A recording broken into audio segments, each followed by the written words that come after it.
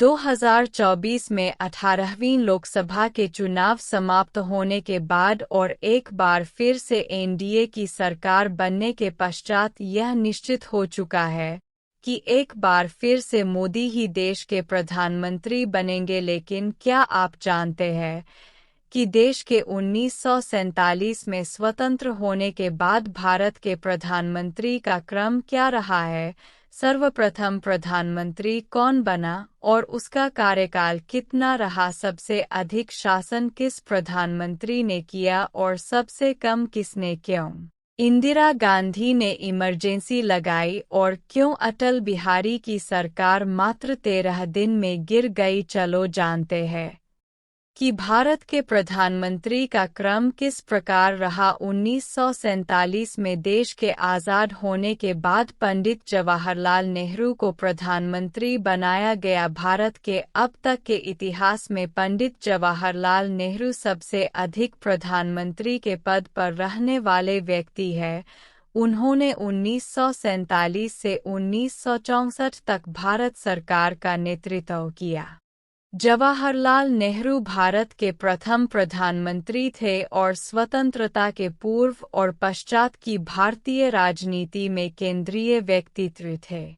महात्मा गांधी के संरक्षण में वे भारतीय स्वतंत्रता आंदोलन के सर्वोच्च नेता के रूप में उभरे और उन्होंने 1947 में भारत के एक स्वतंत्र राष्ट्र के रूप में स्थापना से लेकर 1964 तक अपने निधन तक भारत का शासन किया।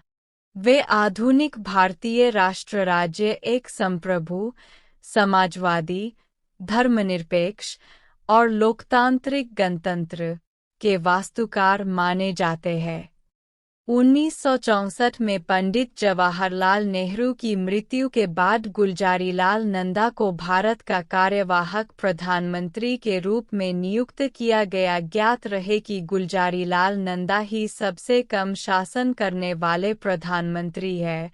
वे महज 13 दिन तक ही प्रधानमंत्री बने। इसके पश्चात कांग्रेस पार्टी के ही लाल बहादुर शास्त्री इस पद पर विद्यमान हुए। उनका कार्यकाल 1964 से लेकर 1966 तक चला। इस दौरान उन्होंने 1965 में पाकिस्तान युद्ध को देखा। युद्ध के पश्चात ताशकंद के साथ शांति समझौते पर हस्ताक्षर करने के बाद ताशकंद में ही अकारण एवं अकस्मात मृत्यु हो गई।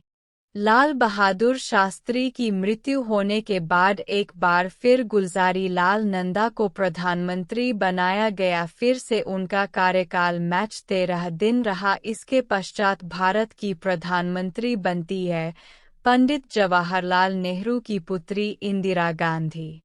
इंदिरा गांधी वर्ष 1966 से 1977 तक लगातार 3 पारी के लिए भारत गणराज्य की प्रधानमंत्री रहीं और उसके बाद चौथी पारी में 1980 से लेकर 1984 में उनकी राजनैतिक हत्या तक भारत की प्रधानमंत्री रहीं। वे भारत की प्रथम और अब तक एकमात्र महिला प्रधानमंत्री रहीं। पाकिस्तान से 1971 का युद्ध और बांग्लादेश की स्थापना, जनमत संग्रह द्वारा सिक्किम का भारत में अभिगमन, पोखरण में भारत के पहले परमाणु परीक्षण जैसे ऐतिहासिक घटनाएं भी इंदिरा गांधी के इस शासनकाल में हुआ। परंतु इन तमाम उपलब्धियों के बावजूद 1975 से 1977 तक का कुख्यात आपातकाल भी इंदिरा गांधी ने ही लगवाया था।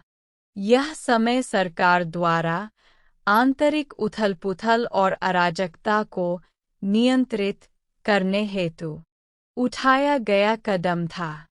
अब सवाल यह उठता है कि 1977 से 1979 तक सरकार किसकी बनी? तो इसका जवाब है मोरारजी देसाई, जिन्होंने भारत का सर्वोच्च सम्मान भारत रत्न तथा पाकिस्तान का सर्वोच्च सम्मान निशाने इम्तियाज प्राप्त किया। ज्ञात रहे कि मोरारजी देसाई प्रथम गैर कांग्रेसी प्रधानमंत्री थे। 1979 में मोरारजी देसाई के इस्तीफे के बाद चौधरी चरण सिंह भारत के प्रधानमंत्री बने। 1984 में इंदिरा के बाद भारत के प्रधानमंत्री बने राजीव गांधी, जिन्हें 31 अक्टूबर की शाम को ही कार्यकाल की शपथ दिलाई गई। उन्होंने पुनः निर्वाचन करवाया और इस बार कांग्रेस ऐतिहासिक बहुमत प्राप्त कर विजयी हुई। 1984 के चुनाव में कांग्रेस ने लोकसभा में 401 सांसद संख्या का विशाल बहुमत प्राप्त किया था, जो कि किसी भी दल द्वारा प्राप्त किया गए बहुमत में से विशालतम संख्या है। 40 वर्ष की युवा आयु में प्रधानमंत्री पद की शपथ लेने वाले राजीव गांधी इस पद पर विराजमान होने वाले सबसे युवा व्यक्ति है। राजीव गांधी की राजनीति में कोई रुचि नहीं थी और वो एक एयरलाइन पायलट की नौकरी करते थे। परंतु 1980 में अपने छोटे भाई संजय गांधी की एक हवाई जहाज दुर्घटना में असामयिक मृत्यु के बाद माता श्रीमती इंदिरा गांधी जी को सहयोग देने के लिए सन 1981 में राजीव गांधी ने राजनीति में प्रवेश लिया। राजीव गांधी भारत में सूचना क्रांति के जनक माने जाते हैं। देश के कंप्यूटराइजेशन और टेलीकम्युनिकेशन क्रांति का श्रेय उन्हें जाता है। स्थानीय स्वराज्य संस्थाओं में महिलाओं को 33% रिजर्वेशन दिलवाने का काम उन्होंने किया।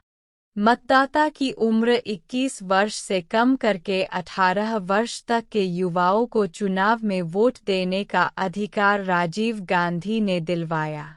चुनावों का प्रचार करते हुए 21 मई 1991 को liberation tigers of Tamil Eelam नामक आतंकवादी संगठन के आतंकवादियों ने राजीव गांधी की एक बम विस्फोट में हत्या कर दी। 1989 में जनता दल पार्टी की सरकार बनती है और 1989 में विश्वनाथ प्रताप सिंह तथा 1990 में चंद्रशेखर प्रधानमंत्री बनते हैं। इसके बाद 1991 में फिर से भारतीय राष्ट्रीय कांग्रेस सत्ता में आती है और प्रधानमंत्री बनते हैं नरसिंह राव। नरसिंह राव दक्षिण भारतीय मूल के पहले प्रधानमंत्री थे। साथ ही वे न केवल नेहरू गांधी परिवार से बाहर के पहले कांग्रेसी प्रधानमंत्री थे, बल्कि वे नेहरू गांधी परिवार के बाहर के पहले ऐसे प्रधानमंत्री थे जिन्होंने अपना पूरे 5 वर्षों का कार्यकाल पूरा किया। नरसिंह राव जी का कार्यकाल भारतीय अर्थव्यवस्था के लिए निर्णायक एवं ऐतिहासिक परिवर्तन का समय था। अपने वित्त मंत्री मनमोहन सिंह के जरिए नरसिंह राव ने भारतीय अर्थव्यवस्था की उदारीकरण की शुरुआत की, जिसके कारण भारत की अब तक सुस्त पड़ी खतरों से जुआती अर्थव्यवस्था को पूरी तरह बदल दिया गया। 1996 में पहली बार सत्ता में आती है भारतीय जनता पार्टी और प्रधानमंत्री बनते हैं अटल बिहारी वाजपेयी, परंतु 16 मई 1996 को शपथ लेने वाले अटल बिहारी वाजपेयी 1 जून 1996 को अपना इस्तीफा दे देते हैं और इसी दिन शपथ लेते हैं एच.डी. देवगौड़ा, जो 21 अप्रैल 1997 तक प्रधानमंत्री बनते हैं।